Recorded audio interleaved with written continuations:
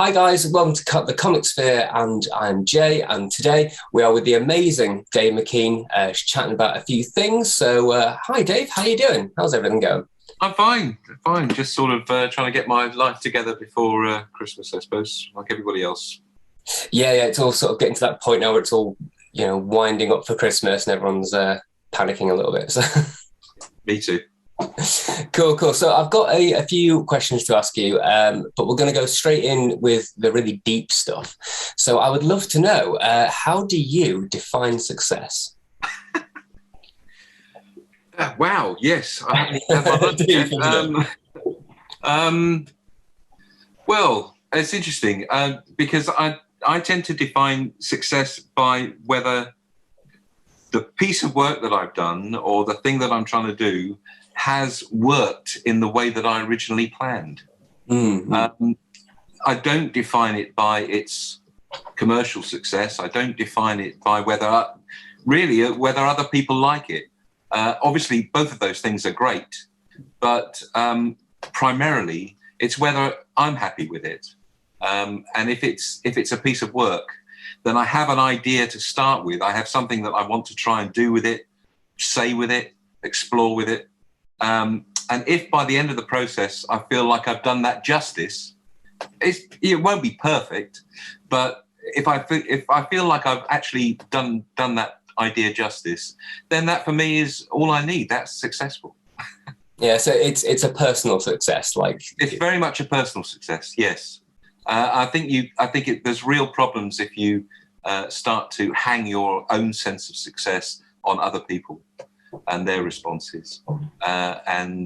So I think if you can cultivate a really clear idea of what you feel works in your work and what doesn't, and be honest about it. I'm very happy to talk about the things that have failed, that have not worked. I think I always learn more from the stuff that doesn't work than the stuff that does.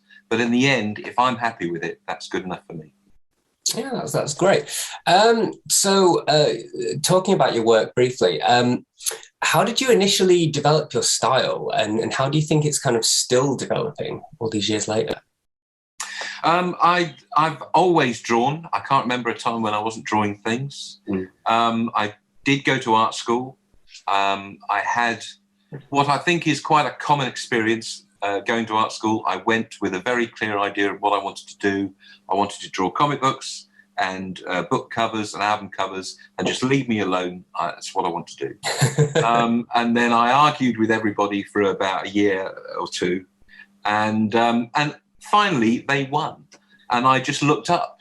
I opened my eyes, looked up, and looked out, and there's a whole world of other things out there to explore. And so I put my comic books away and put all those ideas away for a bit, and just had fun and just loosened up and explored and tried lots of things. And that did me so much good for those 2 years. And I came back to comics, but my work was I felt so much richer for that experience of just trying many, many things. I've never forgotten that lesson. And so I've carried on with that, really. I like looking out in the world and finding things that are really interesting, whether it's a place or working with particular people or a particular concept or idea or something to really sink my teeth into. And then just work in that world for and really absorb that material for a good period of time and let it mulch down into what my own voice is, and then progress. And by the time I've gone through that particular experience, whether it was getting to know Paul Nash in the First World War for a book called Black Dog, or whether it was directing a film about a couple who were going through grief and dealing with that, once you go through those experiences, it affects everything you do, and your work just becomes richer for it, I think.